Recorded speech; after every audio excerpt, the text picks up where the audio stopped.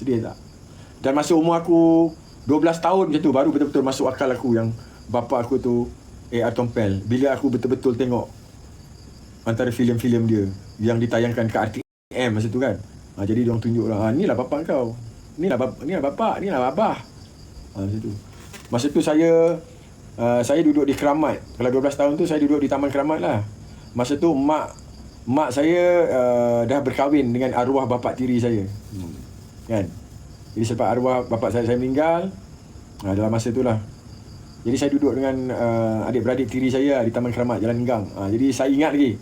Saya tak pasti siapa, tapi kakak-kakak tiri ataupun abang-abang tiri, dia orang yang katakan Adi. Dia orang panggil saya Adi. Adlin dia panggil Adi. Adi, Tuan bapa Tompel, bapa Adi tu. Macam tu lah. Ya ke? Tu. Sedih cerita aku pun boleh buat filem apa, Ustaz? Kau ni cerita kau tak buat filem. Tapi kita check out lah. Mana dah tahu ada cerita-cerita yang boleh diteladani kan. Pendapat abang, lingkaran berkawan tu penting untuk menjadikan kita sesuatu one day nanti. Betul. Kita berkawan biar ramai. Okey, kita berkawan dengan ramai orang. Sebab lain orang, lain ragam, lain kekuatan, lain keunikan dia. Kalau macam saya yang rata-rata bekerja dalam bidang kreatif, di mana saya involve dalam kerja-kerja penghasilan karya sebagai seorang penulis skrip, sebagai seorang pengarah yang kena kenal dengan dunia yang pelbagai ni tentang manusia. Bagaimana manusianya, bagaimana kisah dan penderitaan dia. Itu kerja pengarahan yang memerlukan input yang begitu. Lagikan pula saya ni seorang pelakon. Pelakon ni kerjanya adalah sedekat mana dia boleh mempunyai kesamaan, menyamakan dirinya dengan orang lain. Itu skill dia. Macam mana dia boleh bukan saja bersimpati tapi berempati. Empati ni sampai meresap, memahami jiwa dan gejolak dalaman, bukan luaran saja kan. Mungkin kerana itu, kecenderungan yang itu, jadi saya memang selalu membuka ruang diri saya ni untuk mengenal pelbagai jenis manusia. Macam petang tadi pun dalam live saya bercakap, saya membuka diri saya untuk saya tak menutup diri saya. Kadang-kadang menjadi satu kerja pada saya untuk kenal, observe dan tengok orang dan nak mendekatkan diri dengan seseorang tu. Bukan maknanya kita tidak ikhlas nak berkawan dan nak mengenal dia. Sebagai seorang Muslim, sebagai seorang yang sepatutnya mempunyai nilai kemanusiaan yang tebal, niat tu memang selalu ada, tetapi dia ada faedah sampingan. Faedah sampingannya adalah bila kita kenal orang tu, setiap orang mempunyai kisah, cerita dan keunikan dia sendiri. Ada tabiat-tabiat dia, adalah dari segi visual idea, cara dia bercakap, cara penggunaan bahasa dia, ayat dia, linggo dia, dan cerita-cerita dia, masalah yang dia hadapi, dugaan hidup dia. Itu semua adalah, kalau awak tanya saya, orang-orang yang macam saya ni dalam creative industry ni, yang genuine ya. Saya cakap saya genuine. Saya bukan tak genuine, saya genuine. Kenapa saya cakap saya genuine? Kerana saya memang bertanggungjawab dengan kerja saya. Berbanding dengan kemungkinan kalau talent-talent yang baru kita sekarang ni, dia orang mungkin kurang kan benda tu. Dia kurang tentang pendedahan tu. Sama ada kehidupan masa kini tu yang memang menghalang dia orang untuk mendekatkan diri dia orang dengan orang-orang lain secara fizikal, secara berdepan. Kerana mungkin fenomena sekarang ni orang semua ni memang melekat dekat social media saja. Jadi dia tak ada perhubungan physical contact, Mungkin sebab itu, ataupun mungkin sebabnya memang dia orang rasa benda tu tak perlu, sedangkan saya cakap benda tu perlu, Jadi saya memang ada range yang begitu. Dan kepada korang pun sama juga. Walaupun sometimes kita tak perlu berkawan dengan orang kerana kepentingan, tak ada apa kepentingan pun. Tapi setiap orang dia boleh memberi kita pengalaman yang berbeza, cerita yang berbeza, suasana dan mood yang berbeza. And saya selalu, lagi-lagi saya ni sebelum saya kahwin dengan Kak Mel, zaman-zaman bujang, memang saya orang yang boleh dikatakan saya ni outdoor person. Saya cuma balik bilik saya ataupun balik rumah saya, rumah bujang saya tu, bila saya nak buat suatu benda yang melibatkan fokus, nak menulis contohnya, membaca maknanya, ataupun menonton movie ataupun dengar muzik ke. Tapi selainnya tu memang saya di luar rumah. Saya jumpa dengan ramai orang. Terus terang saya cakap, saya ada ramai sangat kenalan dan kawan-kawan saya dalam negara ataupun luar negara. Dan Alhamdulillah lah, kita masih lagi, tak semua tapi sempat berhubung lah. Sebab saya mungkin selebriti, saya ni famous, saya mudah untuk dicari, untuk didapati kan. Jadi kerja dia orang lah untuk berusaha nak cari saya kalau dia betul-betul rindukan saya lah. Jadi antara ni bila saya involve dalam saya layan TikTok ni, dalam masa yang sama sebenarnya saya nak ada saya punya presence dalam social media supaya jika sekiranya ada pihak-pihak, ialah kawan-kawan lama kita, tapi mungkin ini pemikiran orang-orang yang dah berusia macam saya lah, bila dah umur 50 ke atas kan, jadi kita rasa macam kita teringat kita punya kawan-kawan lama kita sekolah rendah, sekolah menengah, kawan-kawan ataupun kenalan-kenalan yang pernah melalui satu momen, kita pernah berjasa pada dia, dia pun pernah berjasa pada kita pernah terhutang budi pada dia, dia pun benda yang sama juga. Saya membuka akses tu kalau mudah-mudahan ada rezeki kita berhubung dekat social media ni. Dan kalau banyak kali dah kawan-kawan saya yang lost touch, akhirnya dia berjaya berjumpa dengan saya. Paling tidak pun kita hang out over teh tarik ataupun kopi, dan kita bertukar-tukar pandangan dan pendapat.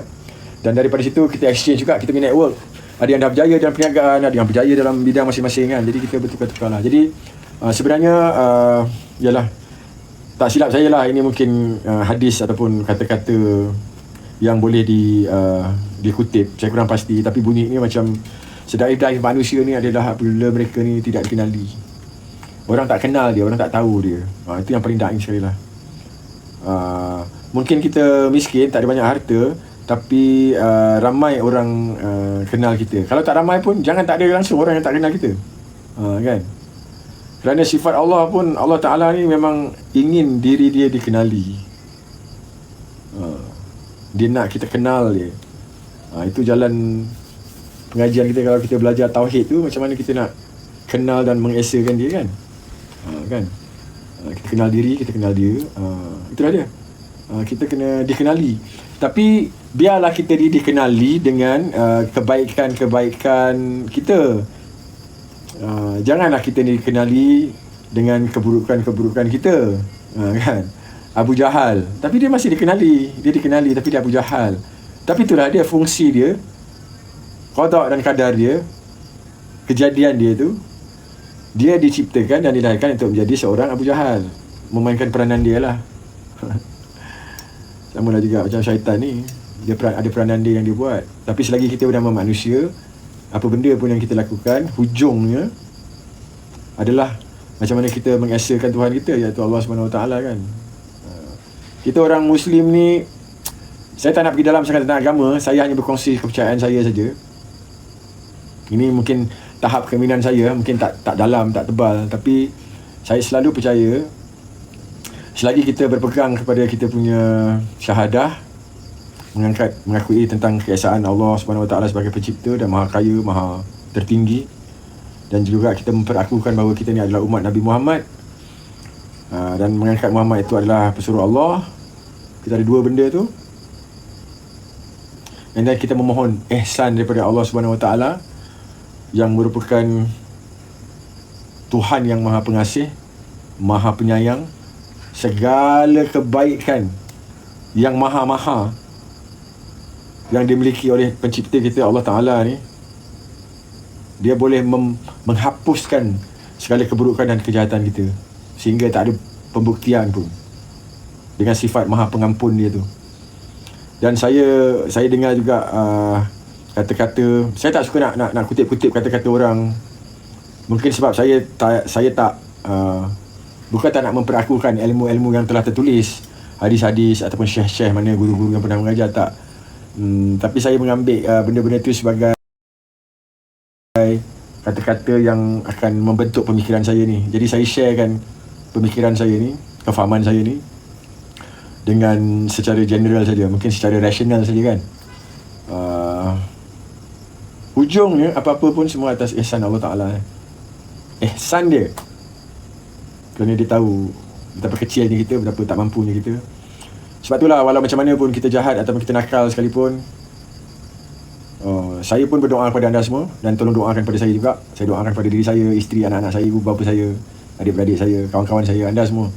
Apa-apa pun yang tunggang langgang pun hidup kita ni, mudah-mudahan kita mendapat penghayatan yang baik.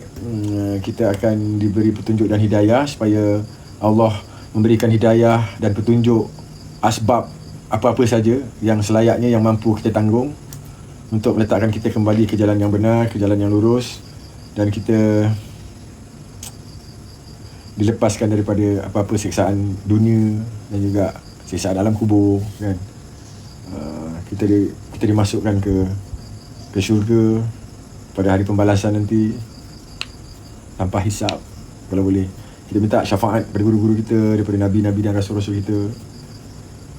Tak kisahlah nak berlagak dengan manusia, boleh lah, tak kisahlah. Kadang-kadang manusia ni kita ada sifat tu, kan, sifat-sifat perlombaan tu. Tapi kita jangan bongkar dan takbur pada Allah Ta'ala lah, sebab dia adalah mempunyai segala-galanya. Saya sekeras-keras saya, segangster-gangster saya, sekeras-keras saya, secelupa-celupa saya tahulah saya punya limit. Tapi dengan manusia ni, limit kita lain lah. Of course lah, takkan kita nak samakan limit kita dengan Tuhan kita, dengan manusia yang memang selalu dibisikkan dengan bisikan-bisikan syaitan, hasad, dengki dan hati busuk ni, kan. Macam tu cerita dia. Aku membebel tapi itulah dia. Tak maaf lah kalau saya terlupa bahawa saya ni adalah ginger 1 ke ginger 2. Sebenarnya aku ni ginger 1 ke ginger 2 Performance mana yang terbaik banyak. Tapi nak senang cerita macam ni lah, bukan aku nak berbangga, tapi setiap Akademi Fantasia punya session, siapa yang menjuarai tu, aku dah tahu siapa yang akan juara berdasarkan daripada kualiti sedia ada dan macam mana dia progress. Even separuh jalan tu kita dah tahu dah. Dan dalam ramai-ramai juara itu pun saya boleh merasakan mana-mana juara yang akan terus kekal berkembang di dalam industri, dan mana yang saya suspect kau mungkin juara kat sini tapi kau tak akan pergi jauh daripada sini pada itu. Kerana siapa-siapa pun yang masuk AF dan menjadi finalis, ketika tahun AF itu berlangsung, hingga mungkin 1 atau 2 tahun, 3 tahun selepas itu, mereka masih lagi di bawah bumbung, dipayungi oleh Astro, contracted, dan media memang pergi memberikan tumpuan yang besar kepada bakat-bakat ini. Tapi selepas 2-3 tahun, kalau memang dia orang tak boleh berdiri sendiri dan hanya nak riding on the popularity yang digembar-gemburkan oleh media yang memang berperanan untuk, yalah, semua benda memang kena promote, kena highlight, kan. Kita tak ada nak salahkan wartawan ataupun unit media dia untuk boost ataupun promote dia punya talent. That is a part of the game. It's how you market your product. But your product must ready. Kalau kita marketkan produk kau tapi produk memang tak ada kualiti yang bagus, tak evergreen, bersifat sementara, dan pula produk tu pula tahun kedua ketiga ada hal lah, ada case lah, terselio sana terselio sini lah, kan. Memang dia akan going down lah. They did had their chance, tapi dia tak boleh nak memperpanjangkan dia. Sebab itulah dia, saya sangat bersetuju dengan kenyataan bila orang katakan tentang mempertahankan ataupun mengekalkan kejuaraan ataupun mengekalkan populariti atau mengekalkan kejayaan, kekayaan dan sebagainya adalah jauh lebih sukar daripada mencapainya. Nak mencapai dia bukannya kata senang, adalah kesukaran dia, tapi lebih sukar adalah untuk maintain. Jadi saya alhamdulillah kira-kira gedebak-gedebuk, saya dekat dah 3 kalau aku 51, 30 tahun lah dalam industri ni. Tapi tak adalah 30 tahun tu saya terus masuk arus perdana. Mungkin dalam, kalau 25 tahun saya dah masuk dalam arus perdana. Maknanya arus perdana tu masuk TV, masuk filem lah, senang cerita, kan. Dan alhamdulillah lah, tak adalah hebat sangat, tapi alhamdulillah masih lagi sustain. Dan saya bukan pada posisi sustain saja sebenarnya sekarang ni. Saya sedang dalam posisi untuk menuju ke satu level, satu environment baru yang memang saya nak pergi, iaitu pengarahan filem dan juga penerbitan filem. Itu saya punya last journey saya. Kebetulan umur pun mungkin dah 50-an awal. Dah tak seamarah muda-muda dulu. Mungkin lebih bijaksana, lebih bijak mengatur dan mengendalikan benda. Itu semua perjalanan hidup. Anda semua mungkin yang muda-muda kat sini, saya perasan antara viewers yang ada kat sini ramainya antara 25 orang, 25 umur hingga 25 hingga 35. Mungkin korang semua rata-rata yang kat sini, majoritinya sedang melalui fasa membina hidup, fasa membina kerjaya. Sama ada korang bekerja makan gaji dengan kerajaan ataupun swasta, ataupun korang ni adalah usahawan muda yang sedang mencari tapak ataupun sedang meneroka potensi-potensi baru, ataupun korang ni masih lagi dalam keadaan yang belum jumpa actually apa yang korang nak. Apa yang saya boleh katakan kepada anda adalah jangan bazirkan setiap peristiwa yang anda lalui, setiap kerja yang anda lalui sebagai satu yang tidak bermakna. Sebenarnya semua benda itu adalah acuan-acuan sementara yang mencorakkan, yang membentuk anda menjadi orang yang lebih dewasa, dan cuba celebrate, cuba hargai kerja anda sekarang, cuba hargai hubungan anda sekarang dengan kawan-kawan kerja anda ataupun dengan majikan anda. Kita kena fully, kalau kita anggap kehidupan kita ni macam sponge di dalam air, ambil betul dan perah betul-betul. Ingat dalam arti kata anda sedar yang anda sedang melakukan perkara ini, dan anda sedang melakukannya dengan sehabis baik. Walaupun contohnya kau tengah survival, kau bawa Grab ke, bisa katakan kau jadi rider hantar barang hantar tu. Sambil bekerja tu, jangan berhenti untuk memahami tentang macam mana sistem Grab ni berfungsi, macam mana orang memberi reaksi, kenal manusia, kenal itu semua sebenarnya ilmu tu. Itu semua bukan knowledge mungkin bukan knowledge, sebab anda belajar secara zahiriah, secara osmosis, secara tanpa sedar. Tapi itu ilmu tu. Information, kalau anda baca buku, kalau anda tengok berita, kalau anda pergi kuliah, anda belajar fakta, anda mengkaji secara analytical. Saya tak maksudkan itu. Saya maksudkan ilmu cara berfikir, cara merenung, cara mentafsir. Itu semua kalau korang semua applykan benda itu dalam hidup korang, insya-Allah korang akan menjadi seorang manusia yang mempunyai jiwa raga, fikiran dan dalaman yang solid, yang on the ground, yang berpijak di bumi, yang itu ilmu hidup yang kita nampak dia macam sambil lewa je, tapi sebenarnya nilai dia sangat-sangat tinggi tau. Dan benda tu memang boleh di-applykan dalam banyak perkara. Contohnya, applykan dengan cara terbaik. Macam mana nak berhubung sesama manusia, macam mana nak berkomunikasi dengan orang lain pada ruang yang berbeza, pada tahap pemikiran yang berbeza, pada tahap status masyarakat yang berbeza-beza.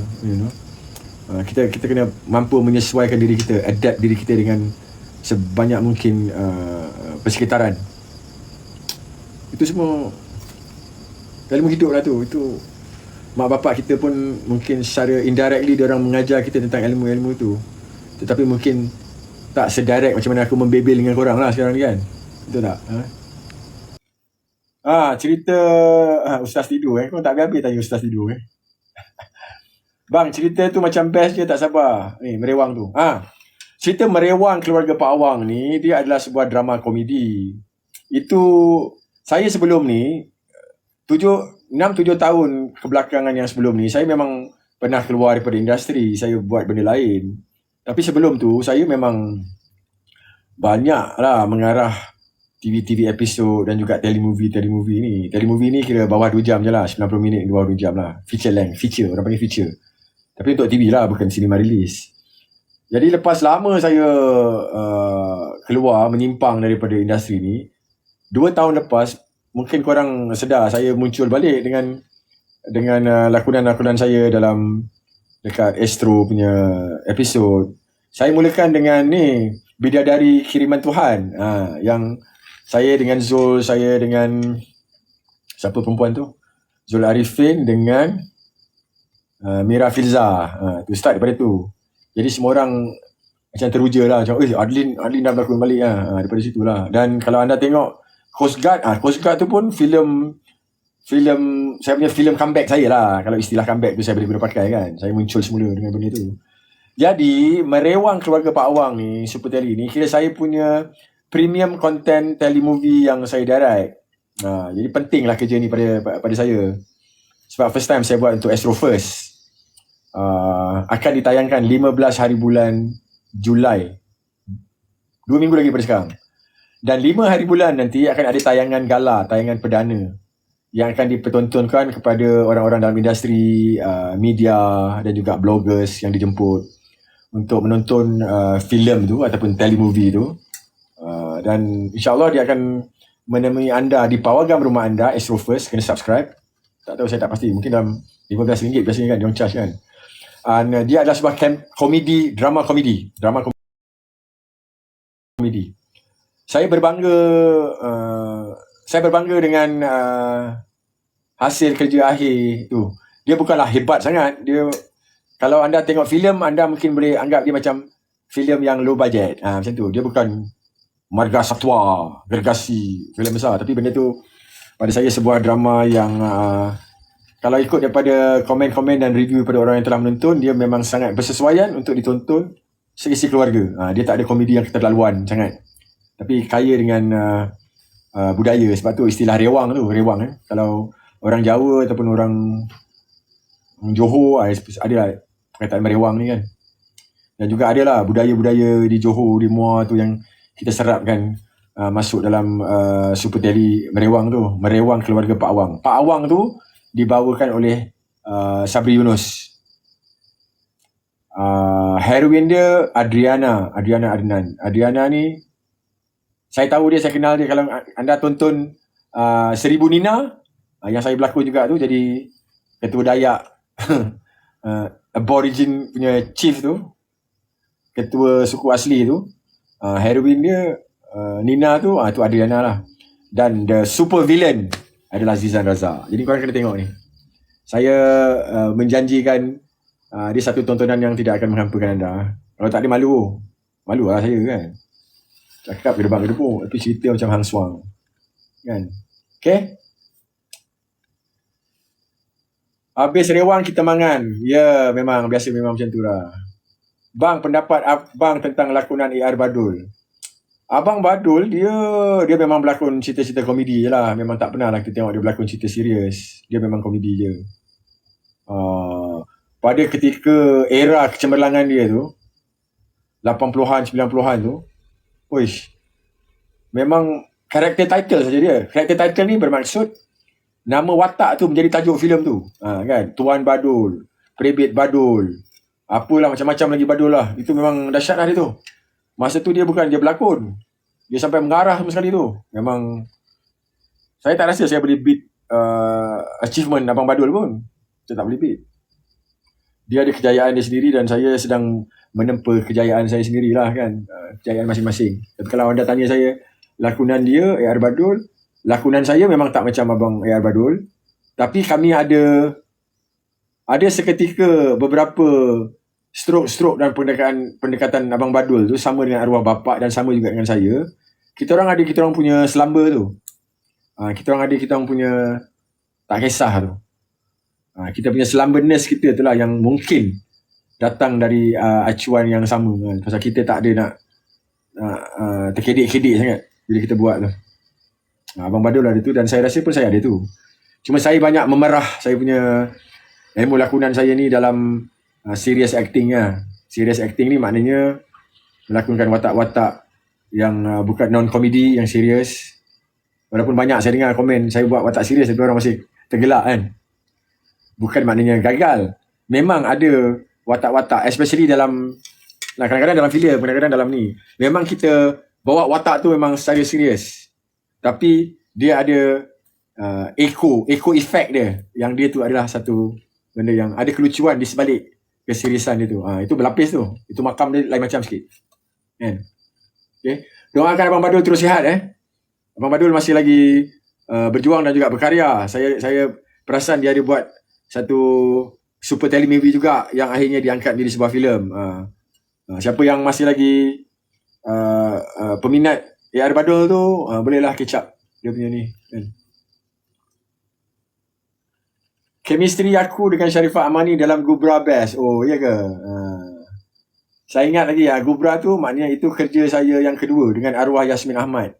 Pertama saya buat iklan LRT tu. Kedua saya berlakon sebagai suami kepada Sharifah Amani dalam Gubra. Chemistry itu mungkin lahir daripada proses rehearsal dan latihan yang kita orang buat. Kalau saya ni yang datang daripada budaya teater. Budaya teater ni dia ada rehearsal, dia ada minggu ataupun bulan rehearsal, bulan latihan. Kita cari, kita gali, kita prep, kita bangunkan kemungkinan, kita berlatih. Malangnya dalam seni pembikinan filem, rata-rata majority banyak yang skip that process. Sebab kemungkinan lebih lagi cerita-cerita yang santai-santai ni, cerita yang santai-santai ni memang hampir saja tak payah berlatih lah dia orang tu. Which is tak sepatutnya begitu. Tapi sebab itulah jadi drama cerita kita level 2 je. Sebab tak ada apa yang dibelatihkan pun. Datang, bersin-bersin, ludah-ludah, buat dialog, buat gelagat sikit and then habis. Sebab tuntutannya tak tinggi. Yang berkarya tu pun tak ada intention pun nak buat benda tu lebih baik pada yang sekadar tu. Semua asal boleh, asal lepas, asal laku, asal so budaya tu saya tak gemar. Tapi dalam Gubra, meskipun dia adalah sebuah filem yang low budget, independent producer, bukan daripada big studio, tapi approach-nya memang melalui proses yang pada saya yang lengkap. Dia ada pembacaan skrip, dia ada latihan, dia ada analisa dan juga membangunkan kemungkinan dan analytical dengan pelakon-pelakon lain, dengan director. Proses tu proses yang sihat. Dan korang yang nak mencuburi bidang lakonan secara serius ni, pergi ke arus perdana, jangan terikut-ikut dengan budaya cincai ni, pasal dia akan merosakkan anda juga. Yang dah rosak tu biarkan rosak. Okay? Tapi percaya cakap saya, jangan terkejut kalau memang tak ada rehearsal langsung. Saya memang tak berapa nak suka dengan benda macam tu.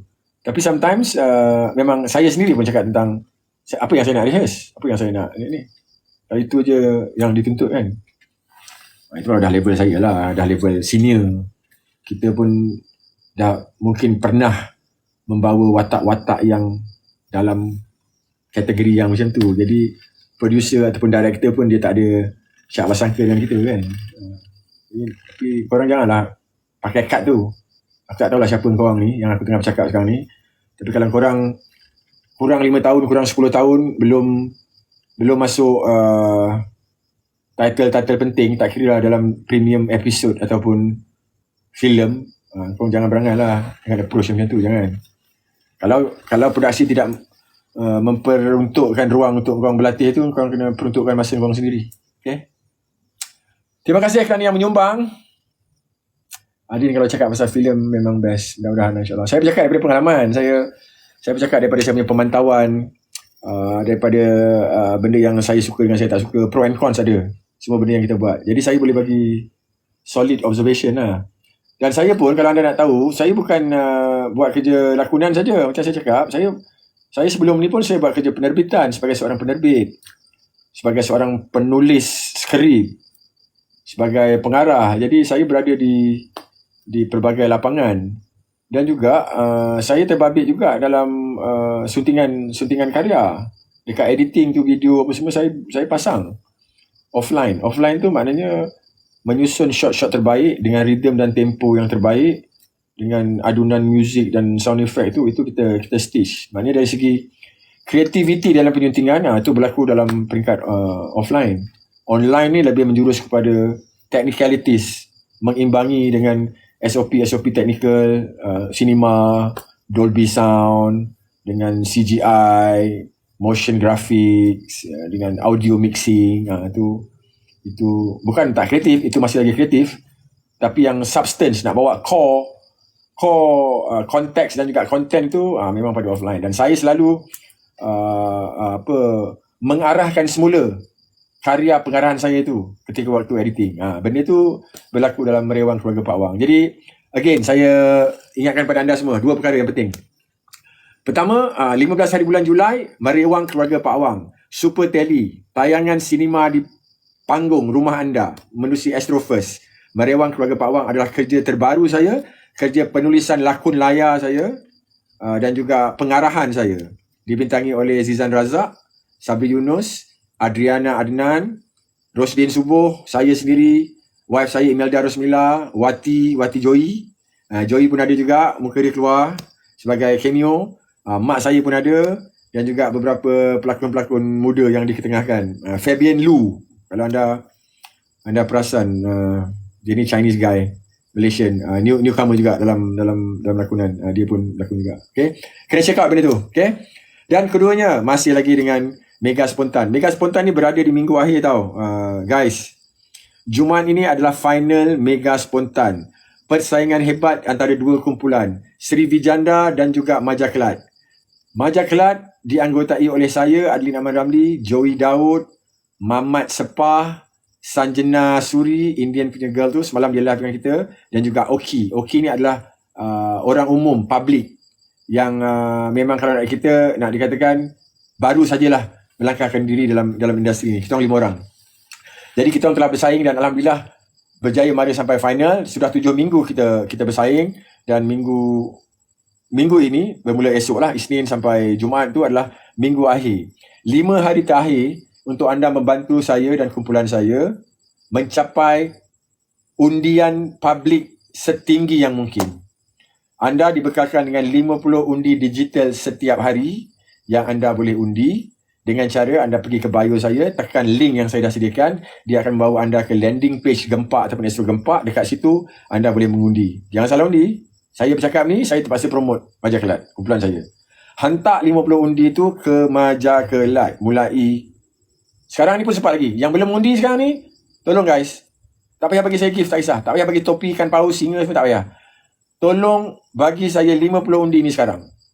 Sekarang ni, hari ni Ahad 12:01 ni dia buka kuota baru. Jadi daripada sekarang, dan korang kalau masih berjaga lagi sampai 12:30, korang boleh buat 2 kali undi untuk 2 kuota, 2 hari yang berbeza, hari Ahad dan juga hari Isnin. Kau buat sekarang yang boleh undi. Ini arahan ni, aku tak peduli dah ni. Tak boleh. Minta tolong sangat kat korang ni. Tak kira lah bawah 200 yang ada sekarang ni, tak kisah. Setiap seorang pada korang tu bernilai pada saya. Okay? Dan tolong ulangi benda tu sehingga hari Jumaat 9 hingga 11. Itu waktu kemuncak di mana keputusan undi daripada publik, kepada anda semua akan dicampurkan dengan markah daripada juri profesional. Dan kat situlah kita akan mengangkat siapakah juara Mega Spontan 2023. Saya boleh redha kalau kami perform tak berapa cantik, diorang perform lebih cantik, dan juri memberikan markah lebih tinggi pada diorang. Tapi saya tak boleh terima kalau saya kalah disebabkan saya mendapat undi sokongan yang corot daripada anda semua. Jadi kalau anda menghargai saya, tunjukkan komitmen anda boleh buat benda tu less than 2 minutes. Okay? 50 untuk Majakelat malam ni, dan untuk saya. Kalau tak suka saya pun tak apa, dedicate 50 undi tu untuk Joey. Tak minat Joey pun tak apa, bagi benda tu untuk Mamat. Bagi. Okay? Boleh tak boleh nak undi bang? Dah kena login pula. Yelah, kau punya login tu gunakan kau punya Google account ataupun Facebook, macam tu lah. Sebab kalau mungkin korang belum pernah ada account daripada Astro kan, tapi kau boleh linkkan dengan gunakan kau punya Google ataupun kau punya Facebook. Basically macam tu lah. Dan lepas tu kau nak boleh undi. Okay? InsyaAllah Jai, terima kasih banyak Jai. System of Down. So, System of Down ni bukan Joey punya line ke masa kita main? Mungkin lah. Okay guys, sampaikan salam saya kepada semua kawan-kawan rakan taulan, dan panjang-panjangkan pesanan saya ni, panjang-panjangkan saya punya link ni untuk mengundi ni. Okay? Dan saya harap anda akan terus menyokong saya, rapat-rapatkan saf sekarang ini untuk seminggu ni, sebab kami perlukan petanda dan petunjuk bahawa sokongan anda semua terhadap kami, terhadap saya begitu jitu. Anggap ni sebagai ibadah lah, dengan niat yang ikhlas. Saya pesan kat semua orang mulai besok tu, maknanya ingat, sembayang 5 waktu. Lepas sembayang kita zikir sikit, kita berselawat, dan lepas selawat kita berdoa yang baik-baik untuk kita, diri kita, keluarga, rakan-rakan taulan, dan selitkan sikit doa untuk saya dan juga kumpulan Majapahit. Dan after that, selepas selesai 4 perkara tu, solat, zikir dan bersalawat kan, doa untuk diri sendiri, doakan untuk Majakelat. Yang kelima tu, undi 50. Sembayang 5 waktu. Ini saya minta 1 waktu je, less than 2 minutes. Okay? Pergi ke link tu and then undi. Okay? Teks malam cakap bang ni. Oh, ni teks malam Okay. Teks malam. Teks. Aku cakap benda yang sama macam semalam ni. Jangan kata macam salam, macam minggu lepas dah. Kebelakangan ni memang aku itulah dia. Aku rasa aku nak record and then aku playback je kata-kata aku ni. Okay guys, lapar. Yang lapar pergi makan. Yang belum isyak pergi isyak. Yang belum cium peluk anak sebelum tidur, buat semua benda-benda tu. Dan sebelum tidur, lepas isyak ke nanti sebelum tidur tu, ambil masa sikit merenung apa-apa benda yang kita buat hari ni. Yang buruk-buruk kita harap kita tak ulangi lagi besok. Kesalahan-kesalahan kita secara sengaja dan tak sengaja tu kita minta Allah Ta'ala ampunkan. Dan fikirkan apa sasaran dan target kita, apa yang kita cuba nak capai besok. You know, bermula pada celiknya mata kita besok, apa benda yang bermanfaat yang kita nak buat untuk diri kita, untuk kerja kita, dan untuk keluarga kita, anak-beranak dan isteri kita, dan untuk kawan-kawan kita, dan untuk kita, dan untuk saya Adil Ahmad Ramli, dan juga Majah Kelat. Okay, baik tuan-tuan dan puan-puan, bidadari tuan-tuan, endingnya tak syok. Memanglah, adakah aku mati tercucuk besi? Senang je nak buat aku mati. Buatlah aku fight dengan Zul, and then Zul kalah. Lepas tu aku kahwin, aku tak lepaskan Mira Fiza. Mira Fiza rupanya jatuh cinta kat aku kali kedua. Barulah cerita tu berkembang. Aduh, entahlah kau ni. Pening. Okay guys, 5 minit lagi. 11.30 saya undurkan diri. Ada 1-2 soalan last. Hai, baru join Hedi, Apis. Baru join. Kemana kau pergi? Pergi dangdut? Zuhaira Amin ni semua ni. Muhammad Shah, awak lewat lagi. Kamala Osman. Aduh. Okay. Luqman Hunter, baru nak join. Awak pergi mana ni? Saya tunggu awak daripada pukul berapa ni, sekarang baru awak datang. Saya dah nak balik dah. Si pendek ni pun sama juga. Zul, apa ni Zul? Hafiz, aku nak balik dah Hafiz. Dah ending dah. Anak tekak aku dah sampai dekat tengkorak dah ni. Mencabar tak masa syuting filem Gangster 2005 dengan pelakon Rosyam Noh? Share sikit. Masa filem Gangster 2005 Oh lama 2005 tak mencabar. Bukan tak mencabar tu. Dia tak ada cabaran yang luar biasa. Dia adalah satu pengalaman yang bukan mencabar saja, tapi menguja saya, buatkan saya excited. Kerana Gangster tu antara filem-filem awal saya bila saya memegang watak jahat yang gangster macam tu lah kan. Dan saya dapat tahu saya akan ada beberapa scene dengan Rosyam Noh kan. Rosyam Noh kita tahu lah, dia masa tu dia memang hero Melaya masa tu kan. Jadi kita nak jadi villain pada masa tu. Tak banyak scene saya dengan dia, tapi 1-2 scene yang diingati kan. Especially scene yang kat kubur tu kan. Saya datang masa saya kambus anak dia tu kan. Saya teruja nak buat scene tu kerana tak banyak scene yang ada. Dan scene itulah saya dengan Rosyam. Dan watak dalam scene tu, dalam adegan tu memang watak saya bukan lakonan saya. Watak saya tu memang peletakkan dia lebih dominan daripada Rosyam Noh. Rosyam Noh dia menjadi mangsa. Saya menjadi superior. Watak saya tu gangster tu saya lebih superior pada dia. Jadi permainan saya tu scene saya dengan dia tu, itu yang saya ingat lah tu gangster tu. Scene tu dekat kubur kan, dekat kubur Cina kan. Dia bukan cabaran lah bro. Dia bukan cabaran tapi excitement. Saya seronok buat tu sebab kita rasa macam okay, ni time for me to shine, time for me to spar dengan brother Rosyam Noh kan. Basically itulah. Dan Rosyam pun saya tak ingat, saya pertama kali ke berlakon Rosyam masa tu saya kurang pasti. Tapi of course lah masa tu kita dah kenal Rosyam, kita tahu Rosyam. Dan saya rasa waktu ketika tu pun Rosyam dah tahulah siapa saya kan. Dia dah kenal lah, oh ni Adil Ahmad Ramli ni dia macam tu lah kan. So it's fun lah.